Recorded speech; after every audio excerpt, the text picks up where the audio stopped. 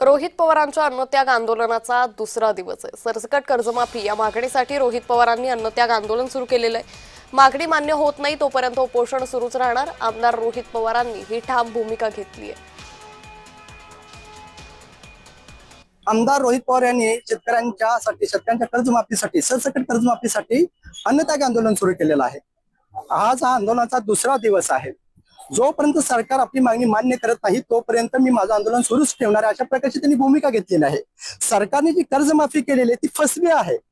सरकारला जर कर्जमाफ करायचं असेल तर सर्व जाचकाठी काढून टाकून 2 लाखापर्यंतचं कर्ज माफ करावं। तसंच प्रोत्साहनपर जी आर्थिक मदत आहे ती 50,000वरून 75,000 करावी अशी त्यांची प्रमुख मागणी आहे। एवढंच नव्हे तर ही जी कर्जमाफी केली गेली ती अजितदादा नसल्यामुळे ह्या जाचकाठी लादल्या गेलेल्या आहेत। अजितदादा आज असते तर या जाचकाठी लादल्याच गेल्या नसते, अशा प्रकारची ती भूमिका त्यांनी मांडलेली आहे। रोहित पवारांना पाठिंबा मिळू लागलेला आहे। आज दिवसभरात मोठमोठे शेतकरी नेते जे संघर्ष करतात शेतकऱ्यांसाठी ते त्यांना भेटणार आहे। सरकारने 2 पावलं पुढे यावं।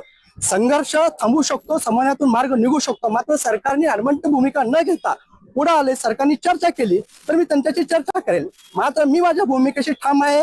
जोपर्यंत सरसकट 2 लाखाची कर्जमाफी होत नाही तोपर्यंत मी माझं आंदोलन मागे घेणार नाही। संतोष कुलकर्णी, जय महाराष्ट्र न्यूज, पंढरपूर।